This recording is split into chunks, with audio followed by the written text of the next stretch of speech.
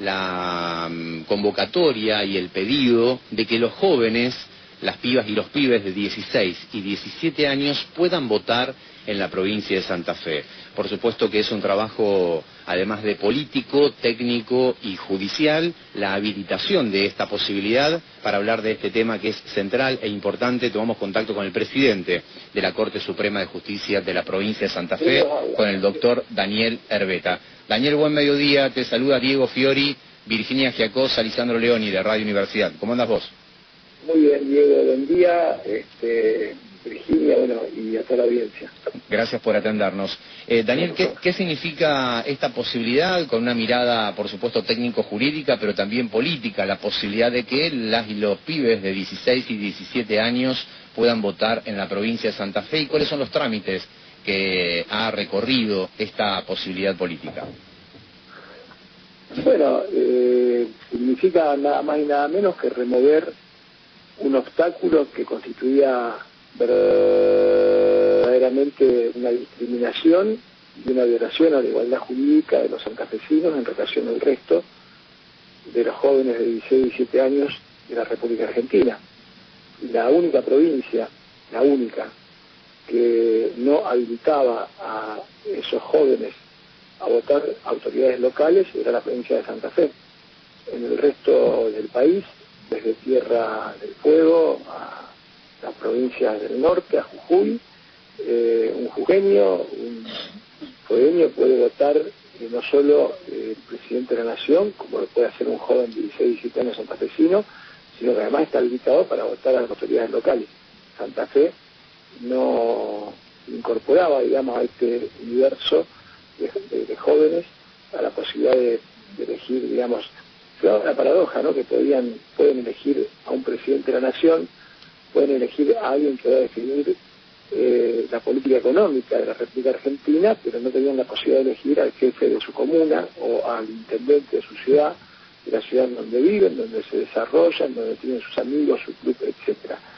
Y bueno, se planteó un caso ante el Tribunal Electoral y obviamente, como todo tribunal, frente a un caso debe resolver, el tribunal resolvió de acuerdo a la Constitución, de acuerdo a las leyes vigentes, y habilitó el voto de los jóvenes también en materia local, y superando así una situación que era verdaderamente muy desigualitaria y muy discriminatoria respecto a los santafesinos. Estamos en línea con Daniel Herbeta, presidente de la Corte Santafesina y del Tribunal Electoral. Daniel, te pregunto, bueno, obviamente hubo un proyecto de voto joven presentado por los legisladores provinciales Rubén Justiniani y Agustina Donet del Partido de Igualdad, que hicieron justamente una presentación al Tribunal Electoral para esto. ¿Cómo reflexionás que esto tenga que salir vía Tribunal Electoral de Santa Fe y que no haya podido ser un debate serio que se dé en las cámaras legislativas, teniendo en cuenta que también el gobernador Omar Perotti lo mencionó y lo puso entre los ejes principales de su discurso el 1 de mayo? Pero ¿cuál es el análisis que haces más político? ¿Por qué se le negaba la voz y se les niega, digamos, salvo por esta acción del Tribunal Electoral y este fallo, a los pibes y a las pibas en la provincia de Santa Fe? Bueno, yo no puedo, o sea, esa pregunta la deberían responder los legisladores. La ley de ciudadanía que habilita esta cuestión tiene casi 12 años.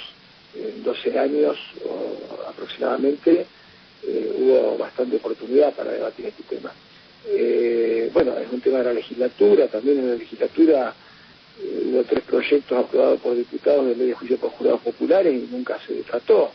En fin, ¿por qué me tratan la ley de juicio por jurados populares? No lo puedo explicar yo.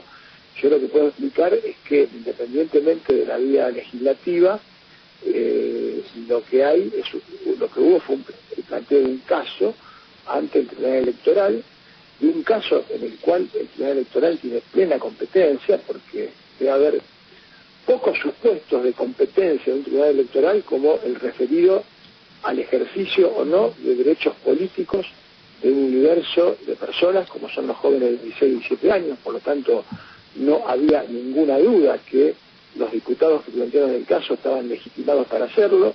Además, acompañaron una planilla donde firmaba una joven de 16 años invocando su derecho subjetivo violado, y por lo tanto no había ninguna duda que el tribunal tenía un caso para resolver. El tribunal podía resolver en un sentido o en otro. El tribunal resolvió entendiendo que había ninguna necesidad de modificación constitucional, sino que era por demás de suficiente una integración interpretativa de las normas de la Constitución provincial con el bloque constitucional, el bloque de constitucionalidad nacional, y con los tratados internacionales de derechos humanos, que además consagran el principio pro homine, y que en materia de ampliación y no de restricción de derechos, obviamente siempre uno debe estar por la positiva. Nuestra Constitución provincial es del año 1962, y si bien establece que son electores los mayores de 18 años, luego establece expresamente quienes no pueden serlo, y dentro de esa cláusula de exclusión no se puede hacer una interpretación extensiva a un universo no abarcado que muchos años después del 62 tienen este derecho político reconocido por instrumentos de jerarquía superior. Para colmo, la propia Constitución provincial, en el artículo 6, expresamente establece ya en aquel momento que ningún habitante del suelo santafesino puede ostentar menos derechos que los que tienen el resto de los ciudadanos del país, y que los que les reconoce la Constitución provincial y la Constitución nacional al resto de los ciudadanos del país. Con lo cual, no había ninguna dificultad para que esto se resolviera por vía interpretativa, tal como lo hizo por unanimidad y con dictamen favorable del procurador el Tribunal Electoral, fundamentalmente porque estamos hablando de ampliar derechos, estamos hablando de construir ciudadanía, y estamos hablando de superar, digamos, un obstáculo totalmente discriminatorio, porque parecía que los jóvenes de 16 y 17 años de Santa Fe tenían una capacidad inferior a cualquier otro joven de la misma edad de la provincia de Córdoba, de la capital federal o de la provincia de Entre Ríos. De modo que la decisión, vuelvo a repetir, tuvo dictamen favorable del procurador y unanimidad del Tribunal Electoral, y creo que es un avance importante en términos institucionales para Santa Fe. Era la única provincia que no lo tenía. Y tiene una segunda lectura muy positiva, porque este tema también se vincula casi indirectamente, no era el objeto de la decisión del tribunal esto, pero se vincula a otra cuestión que se discutió mucho en Santa Fe, que es el costo de los padrones electorales. Y hasta qué punto los padrones electorales son gratuitos o no, porque el artículo 17 de la ley electoral nacional dice que los padrones electorales son de acceso libre y sin restricciones para las provincias y cava, a los efectos electorales. Y aquí se habría planteado un problema que se plantea en el resto de las provincias, porque supuestamente existiría algún tipo de trabajo, de depuración de la justicia electoral federal, que llevaba a que se hicieran convenios con las provincias para pagar ese trabajo. Bueno, ya ahora no hay más problema, porque el padrón que se va a utilizar es exactamente el mismo padrón que se utiliza en la elección nacional. No solo el mismo padrón, sino que se va a votar en las 4 elecciones en las mismas mesas y en los mismos lugares de elección. De modo que en términos operativos hemos resuelto un problema más. Y ya no va a haber necesidad de pagar nada. Este año no se pagó, ustedes lo saben. Bueno, en los próximos años tampoco se tendrá que pagar nada por los padrones electorales, porque se va a usar exactamente el mismo padrón electoral de la elección nacional, y no hay ningún trabajo, digamos, o colaboración necesaria por parte de la justicia federal para que esto pueda concretarse y llevarse a cabo. De modo que, por un lado, hemos ganado en términos de institucionalidad, hemos ganado en términos de ampliación de derechos, y por otro lado hemos resuelto un problema operativo que también estaba o había sido objeto de un debate, digamos, y que tenía un costo económico para la provincia. Daniel, cuando hay una ampliación de derechos nos gusta decir que el mundo, el país o la provincia es un lugar más justo. ¿Hoy es Santa Fe un lugar más justo para vivir con esta resolución del tribunal? Sí, yo creo que desde ya que la decisión implica, estamos cumpliendo 40 años de democracia. Cuando uno piensa en qué medida puede medirse el avance de la realización de los valores democráticos, bueno, desde la filosofía, desde la teoría general, desde el pensamiento político, autores como Norberto Bobbio claramente dicen: el avance de una democracia se mide en la medida en que se avance en la ampliación de derechos. Y aquí estamos hablando de la ampliación nada más, nada menos que de derechos políticos que tienen que ver con el ejercicio de la ciudadanía y del voto. Y en un contexto, repito, en donde no estamos ampliando ciudadanía exclusivamente para un santafesino. No, estamos colocando a un santafesino en el mismo nivel que ya tenían desde hace años el resto de los jóvenes de 16 y 17 años en el resto de la República Argentina, de modo que verdaderamente no entiendo o no comprendo quién podría sentirse agraviado o afectado por una decisión de esta naturaleza.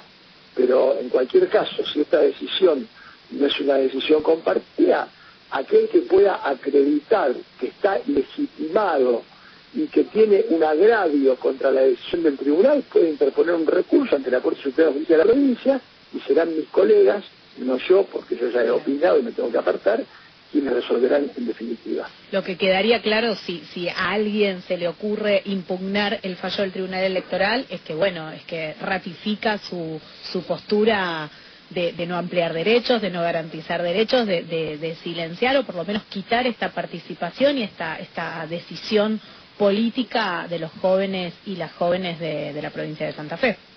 Y por supuesto, cualquiera, todo el mundo tiene derecho a expresarse, a opinar y eventualmente a ejercer sus pretensiones. Obviamente, así como nosotros nos hacemos cargo del fallo que hemos dictado, quienes pretendan cuestionarlo se harán cargo también de los cuestionamientos. Este tipo de medidas, además del debate específico que tiene que ver con el voto joven, también nos permite interpelarnos como sociedad, como pueblo rosarino, santafesino, sobre la Constitución de recién mencionada, 1962, y la necesidad de reforma. ¿Cuál es tu opinión, tu análisis sobre la necesidad de reforma y cuáles deberían ser los pasos políticos, legislativos para arribar a esta reforma que viene desde hace al menos 2 décadas o 3 décadas permanentemente presente en la agenda pública, pero no avanza? Y yo vuelvo a repetir, soy muy respetuoso de la división de poderes. Como ciudadano, obviamente, puedo dar una opinión. Creo que la necesidad de reforma constitucional en la provincia de Santa Fe, un solo dato: solo Santa Fe y Mendoza no reformaron sus constituciones locales después de la reforma de 1994. El mundo hoy tiene una dinámica muy profunda, digamos, muy intensa. Vivimos una revolución tecnológica, comunicacional, informática. Vivimos en un mundo con diversidad, en un mundo con problemas nuevos, problemas que tienen que ver con el derecho a la naturaleza, con el ambiente, con problemas que tienen que ver con la perspectiva de género, con problemas que tienen que ver con la necesidad de modernizar las instituciones, y verdaderamente que mantengamos una constitución de 1962, que en aquel momento era una constitución muy avanzada, muy en el año 2023, bueno, particularmente, personalmente y con todo el respeto, me parece que amerita una reflexión, precisamente cuando estamos cumpliendo 40 años de democracia. Creo que los actores institucionales, los espacios políticos, nos debemos una reflexión en este sentido y la búsqueda de algún tipo de acuerdo o consenso para poder darnos una nueva constitución en la provincia de Santa Fe, especialmente después de la reforma del 94, ¿no?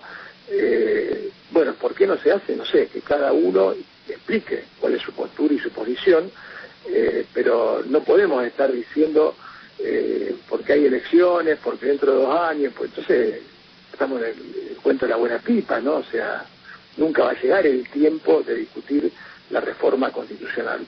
De modo que sí, creo que es una de las deudas que tenemos en la provincia de Santa Fe, una deuda que obviamente se traduce en que Santa Fe, en términos institucionales, digamos, una provincia con la potencialidad, con todos los recursos humanos, naturales, con toda la productividad, con todo lo que significa y lo que aporta al contexto nacional, bueno, institucionalmente, digamos, sea hoy una provincia que no esté dentro de la tabla de posiciones en un lugar muy expectante, ¿no?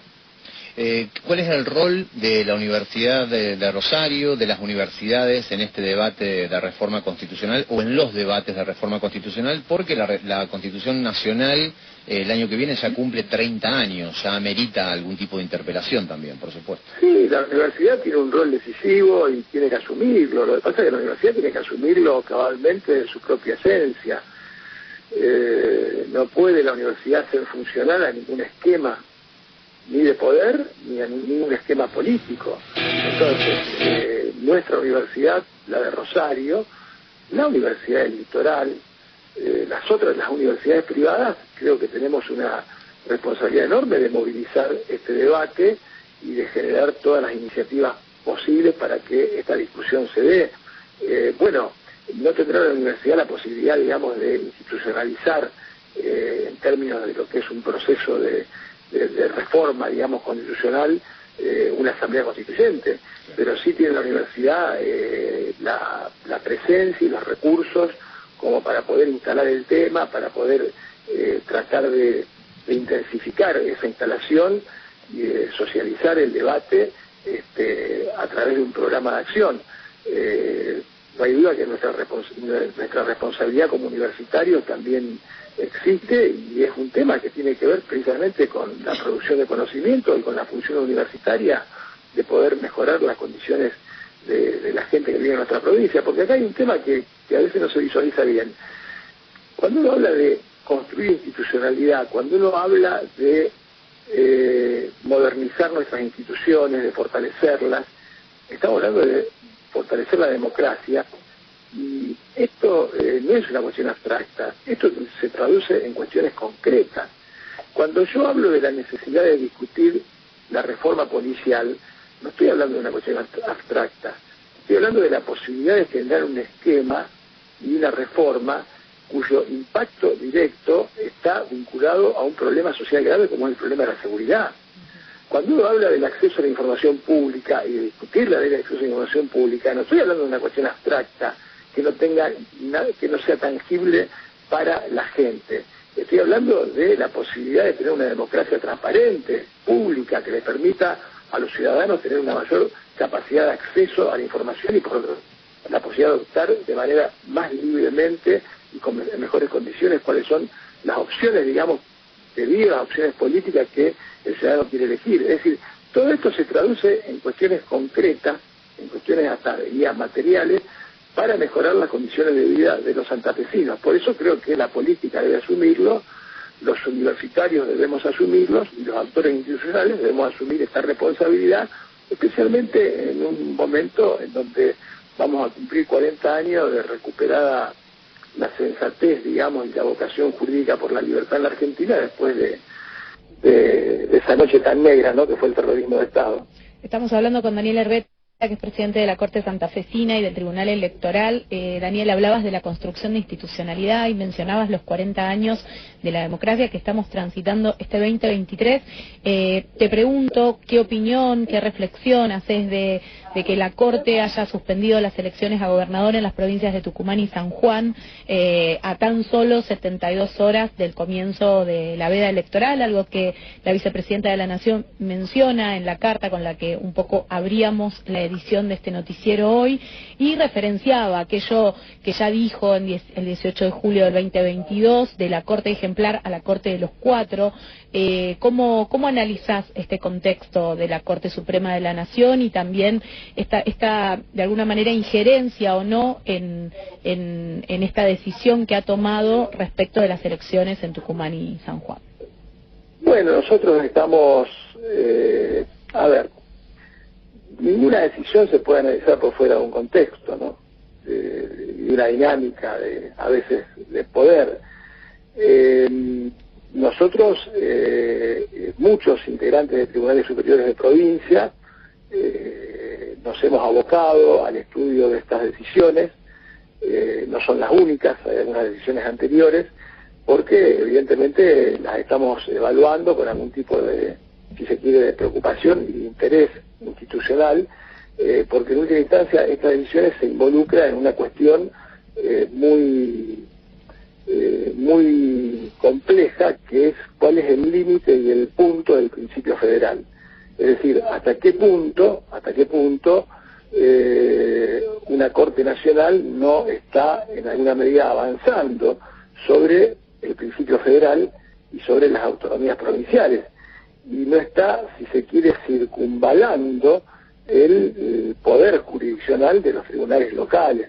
Es decir, ustedes piensen que en estos casos que se mencionan, lo digo con todo respeto, esta no es una cuestión personal, son cuestiones de interpretación de la Constitución. En estos casos, el Procurador de la Nación había dictaminado en contra, diciendo que la Corte Nacional no tenía competencia para poder interferir en esta decisión. Y la segunda cuestión que quiero decir que es un tema para considerar, ¿no? Está en juego acá nada más y nada menos que un principio, que es el principio federal, la autonomía de las provincias. Claro. Y hasta qué punto la Corte Nacional puede avanzar sobre eso. Y la segunda cuestión que es preocupante es, bueno, en esto yo juego una opinión personal, pero que no es solo para este caso, sino que también tiene que ver con nuestra justicia ordinaria, tiene que ver con muchos jueces y demás, que es, yo no soy muy amigo de una justicia cautelar. Las cautelas son excepcionales, las cautelas normalmente se definen sobre la base de una apariencia de buen derecho. Los casos, cuando se pueden resolver, hay que resolver el fondo. Entonces, desde esa perspectiva, he tenido alguna nota crítica, por ejemplo, a que se resuelva por vía de una cautelar la modificación de un coeficiente de coparticipación federal, por vía de una cautelar. Es decir, armar un coeficiente de coparticipación es una tarea de tanta complejidad que la Argentina nunca se pudo poner de acuerdo. Modificarla por vía de una cautelar, cuando en última instancia me puedo pronunciar sobre el fondo, me parece que es un tema cuanto menos discutible. Daniel, ¿qué es lo que llamamos comúnmente la judicialización de la política? Terminan dirimiéndose muchísimos puntos que deberían ser inclusive hasta debates públicos, debates que convoquen a la ciudadanía en su opinión en muchos casos, y queda reservado... Bueno, sí, yo estoy haciendo un planteo más en términos constitucionales. A mí no me gusta mucho el abuso cautelar del derecho, y además hay un hecho muy puntual. Fíjense que en uno de los casos de los candidatos renunció antes de las elecciones. Las elecciones igual se mantuvieron suspendidas, y a 2 días de que pasó, a la semana, ayer o antes de ayer, se levantó la cautelar y la elección quedó habilitada. Tal vez se podría haber abreviado algunas de estas cuestiones cuando la renuncia había sido anterior a la fecha en que se iba a hacer la elección. El tema de la judicialización de la justicia, o la politización de la judicialización, perdón, de la política y o politización de la justicia, bueno, es un tema que es motivo de análisis en muchos ámbitos académicos, universitarios y políticos. Pero bueno, en el caso de la Argentina vivimos un contexto bastante complejo. Me parece que hay que llamar a la reflexión. Estos 40 años nos obligan a todos a reflexionar un poco, porque lo que tenemos que tratar es de construir más institucionalidad y tratar de reducir, digamos, cualquier tipo de duda o de sospecha en orden a las decisiones que tome la política, en orden a las decisiones que tome la justicia. Y ahí me parece que tiene que haber un compromiso fuerte, y también un compromiso de la política, ¿no? De los distintos espacios políticos, porque de lo contrario vamos a terminar vaciando el contenido de la democracia, y vamos a terminar obturando las salidas institucionales. Y cuando en un país pasa esto, bueno, digamos que el pronóstico no es nada auspicioso.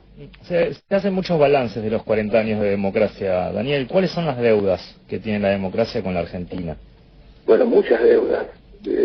Tenemos deudas en cuanto a derechos sociales y económicos, tenemos deudas en cuanto a no haber podido, digamos, mejorar las condiciones de vida, digamos, de los argentinos, y tenemos deudas institucionales muy importantes.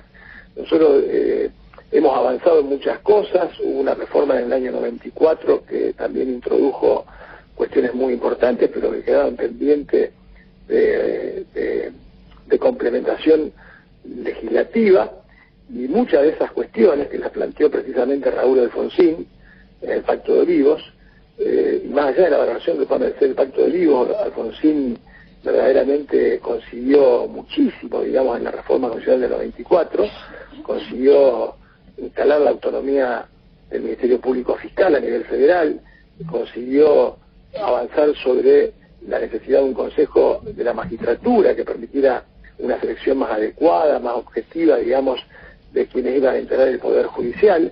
Bueno, pero muchos de esos avances que estaban supeditados a una complementación reglamentaria por vía legislativa siguen siendo deudas pendientes. Pareciera que después del año 94 y los 40 años de la democracia todavía no hemos cumplido con ese mandato y estamos en deuda a nivel federal con la discusión de una ley del Consejo de la Magistratura. Fíjense lo que ha pasado, la Corte ha dejado sin efecto una ley que después de 10 años de vigencia ha renacido la vigencia de una ley que estaba derogada. El Consejo de la Magistratura tiene problemas de funcionamiento y problemas operativos por demás de públicos y notorios y visibles, esperemos que puedan mejorarse. Estamos pendientes todavía de una reforma de la justicia federal.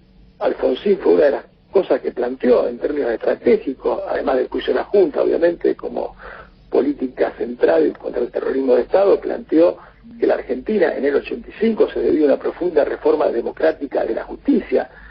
Esta palabra, profunda reforma democrática de la justicia, es de Raúl Alfonsín en 1985. Intentó llevarla a cabo con el proyecto Mayer, no tuvo suerte.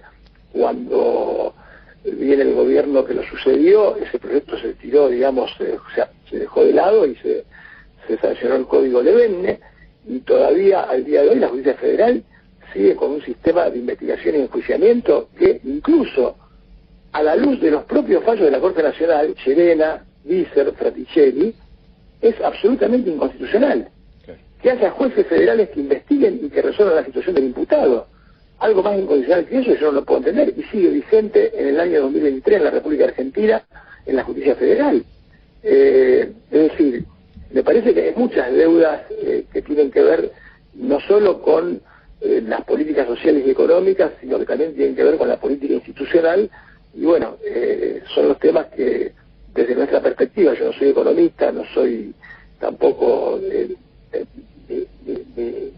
mi rumbo y mi rol es otro. Mi preocupación obviamente está más centrada en aquello en lo que puedo aportar o contribuir, que es la cuestión institucional, y me parece que allí también tenemos una deuda grande, también en las provincias, ¿no? Hacia dentro de las provincias, y bueno, estos 40 años son 40 años para festejar, pero también para reflexionar sobre esas deudas.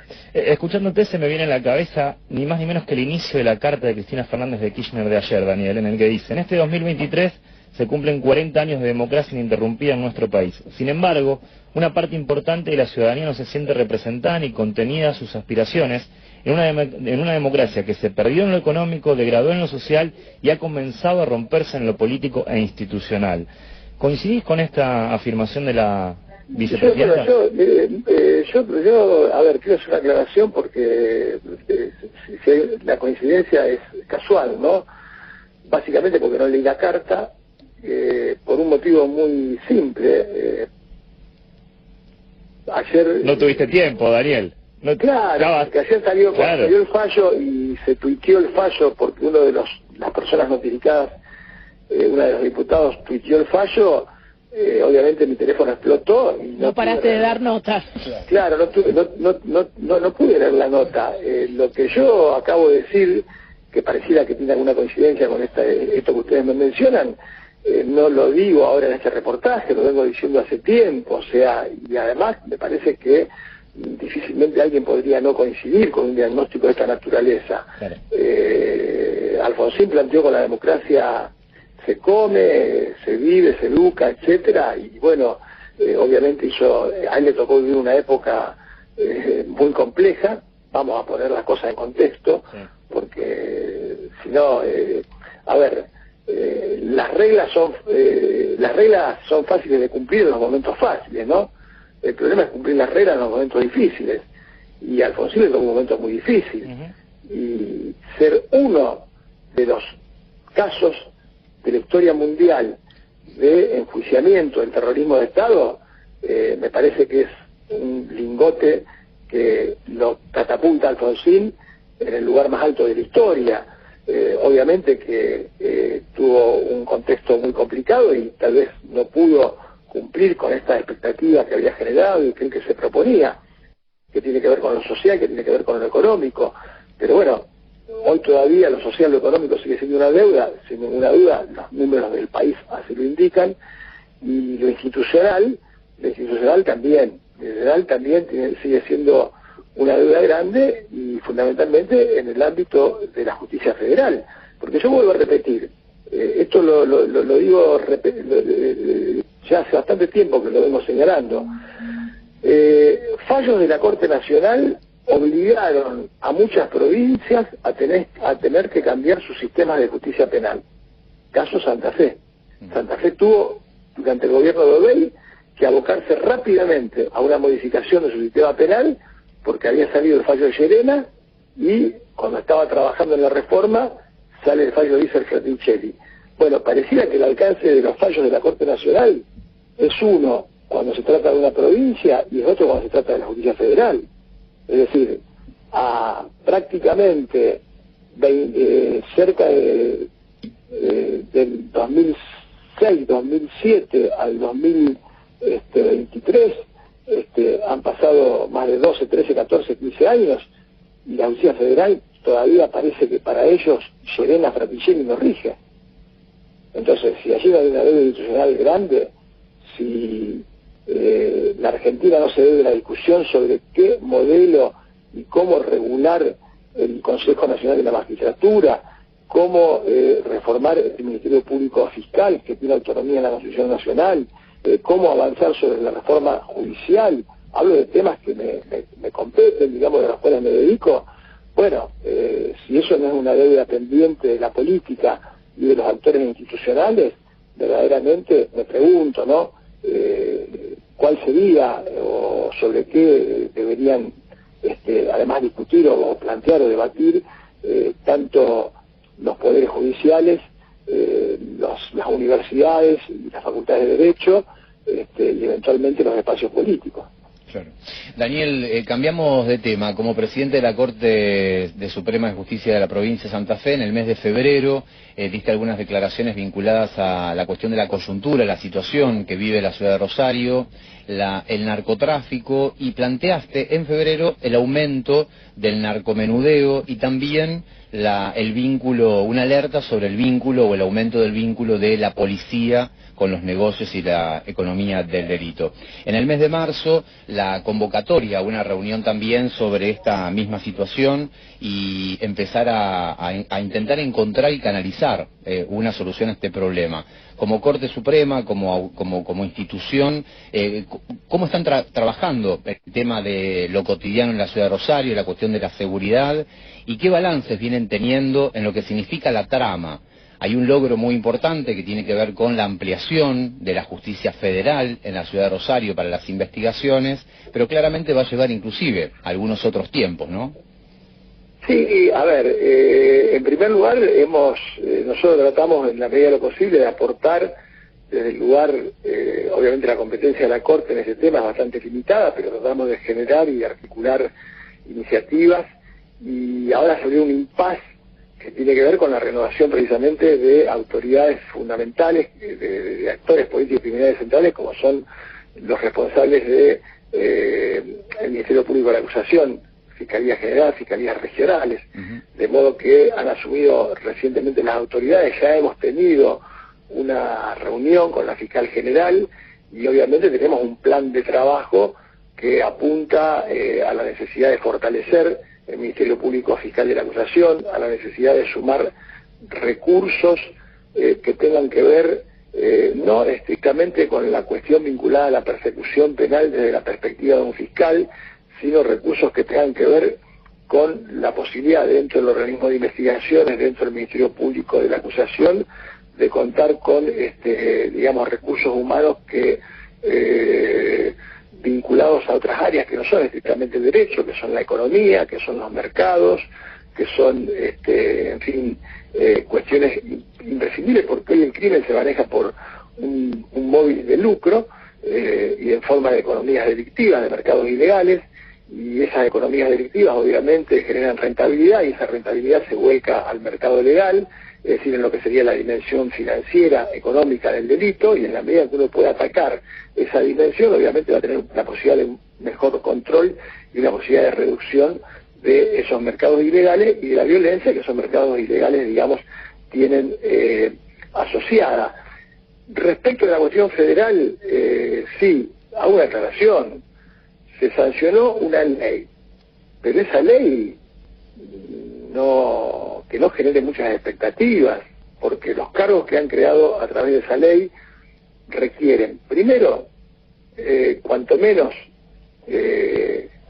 una serie de trámites y de procedimientos que, a la luz de lo que viene marcando la trazabilidad tanto del Ministerio Público Fiscal en los concursos de fiscales como del Consejo de la Magistratura en los concursos de jueces, si acá no hay nada nuevo y no se modifica algo, podemos llegar a tener esos cargos dentro de 3 años. 3 años. Suerte. Y si hay concursos que han durado 5 años, 4 años. Entonces, cuidado, acá no confundamos lo simbólico con lo instrumental, porque vender ilusiones, todos vendemos ilusiones, es fácil vender ilusiones. Vamos a lo real. El compromiso ahora es de los responsables a nivel federal, es decir, señores, ¿cuándo voy a tener estos jueces federales y estos fiscales federales? Díganme una fecha. Técnicamente, ¿cómo sería técnicamente tienen que hacer todo el procedimiento. Bueno, si nosotros partimos de la base de este problema grave que afecta a la Argentina y que se traduce en todas las instituciones, que a veces inmoviliza a las instituciones, la trazabilidad de un concurso, vamos a poner por caso un ejemplo. La Corte Nacional dijo que 2 jueces, Bruglia y Bertuzzi, no habían sido designados de acuerdo al procedimiento adecuado. ¿Me explico? Sí. Pero, para evitar un problema de inseguridad jurídica, podían quedar en sus cargos, trabajando de juez, hasta que se hagan los concursos. ¿Cuánto hace que dijo eso la Corte Nacional? Mucho. Porque esas 2 personas siguen siendo juez hoy. Claro. Entonces, digo, yo no hago valoraciones, hablo de datos objetivos, realidad, porque, digamos, la realidad molesta, pero no por eso hay que ocultarla. Obvio. Realidad. ¿Cuánto demora en el sistema federal un trámite de designación de un juez federal? Bueno, hagan la evaluación, llamen por teléfono, pregúntenle a alguno y digan, mire, el promedio son 2, 3, 4, 5 años. Entonces, esa ley tendrá, digamos, visibilidad y tangibilidad en 2, 3, 4, 5 años. Primera cuestión. Por eso, cuidado, no nos confundamos. Hasta ahora lo único que tenemos son los fiscales federales que hay, nada, porque son 3 fiscales, de los cuales 2 subrogan en distintas jurisdicciones, o sea que tenemos prácticamente un fiscal y medio, 2 jueces de instrucción, y después tenemos, sí, cerca de 9 jueces de juicio oral. ¿Para qué? No sé, porque verdaderamente es una pirámide invertida, no sé si me explico. Tener 9 jueces de juicio oral cuando lo que menos llega es el juicio oral, digamos, normalmente la pirámide tiene que tener una base más ancha, y para juicio oral muy pocos jueces, porque justamente el sistema, el procesamiento de casos del sistema hace de que sean los menos los casos que llegan a juicio oral. Claro. No sé si me explico. Sí, entonces, claro. Tener 9 jueces para hacer juicio oral, cuando tengo 2 fiscales para investigar delito y mandar a juicio oral, verdaderamente es casi paradojal. Entre tanto, esta situación en términos materiales, ¿cuándo va a cambiar? Y bueno, no sé, cuando estén los cargos en función de los tiempos que manejan estas instituciones en la ciudad autónoma de Buenos Aires. Punto 2. Aún superada esta cuestión, si yo no cambio los procesos de trabajo de la justicia federal, si yo no implemento el sistema acusatorio, la capacidad de rendimiento de estos recursos humanos tampoco va a ser del 100%. Es decir, son 2 cuestiones sobre las cuales todavía hay que trabajar. Avanzar en la reforma del acusatorio, es decir, en la forma de organizar la justicia federal, de gestionar y de litigar y de investigar, que no es la que actualmente tiene la Justicia Federal, porque la reforma no llegó, por lo menos a Santa Fe, llegó a Jujuy y a Salta, por un lado. Y luego, bueno, ver cómo se gestiona para que estos trámites que desemboquen en la designación de personas con nombre y apellido se hagan lo más rápido posible. Este último punto lo vamos a estar charlando con quien ya nos está escuchando, que es Oscar Urruti, el viceministro de Gobierno de la provincia de Santa Fe. Para terminar la charla con el presidente de la Corte Suprema de Justicia, con Daniel Herbeta, última consulta que, bueno, llega por cucaracha, Daniel. Dicen que vas a ser candidato nacional. ¿Yo? Bien. Ya está, listo. La respuesta con el tamaño de la sorpresa creo que es suficiente. No, yo soy, soy abogado, trabajé muchos años de abogado, ahora desempeño la función jurisdiccional, pero ni se me cruza por la cabeza, y lo único que quiero es que Newell vaya a puntuar en el campeonato, digamos, sería mi objetivo más inmediato. Somos dos, Daniel, somos dos que tenemos el mismo objetivo. Debe estar escuchando el empresario Román Guajardo, que pertenece a la Unión Industrial de Rosario desde Roldán, y le llevó la casaca leprosa al Papa, ¿eh? La besó el Papa, no sé qué significa eso, se lo digo a los dos. ¿Una bendición? Significa que obviamente que los dos más grandes deportistas que ha tenido el fútbol mundial tengan la coincidencia de haber jugado los dos en Barcelona y en Newell's, habla de lo que es la historia, ¿no es cierto?, del club, ¿no? Y del orgullo que significa para Rosario, y que, bueno, obviamente pasen estas cosas como la que acabas de comentar. Pero te hago una sola aclaración vinculado a lo anterior. Es decir, yo creo que los jueces vivimos en la sociedad de la comunicación. Ese viejo apotegma de que los jueces hablan por la sentencia está en los registros del pasado, en mi opinión. Yo creo que los jueces tienen que comunicar, los jueces tienen que opinar, y además que los jueces opinen en la medida en que no comprometan sus decisiones en un caso, porque eso sí está totalmente prohibido, es algo que me parece sano, porque hace que un juez sea previsible. Y me parece que la sociedad debería defender eso.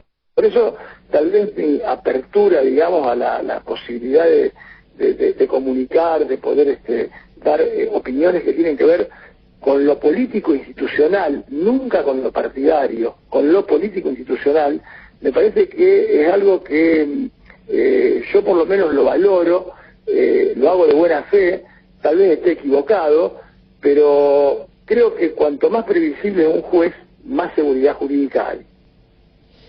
Daniel, te agradecemos el contacto con Radio Universidad, un fuerte abrazo. Un abrazo. Hasta luego. Estamos hablando con el doctor Daniel Herbeta, quien es docente de nuestra universidad, de la Facultad de Derecho, de la Cátedra de Penal, y también el presidente de la Corte Suprema de Justicia de Santa Fe. Este año no es menor este dato, también es el presidente del Tribunal Electoral de toda la provincia, por ello también escucharemos al presidente de la Corte y en su doble función de presidencia del Tribunal Electoral, teniendo en cuenta la cuestión electoral y lo que será la agenda, eso que me vino a la cabeza, la agenda 2023, donde tendremos mucho para hablar. En este momento, 13:07.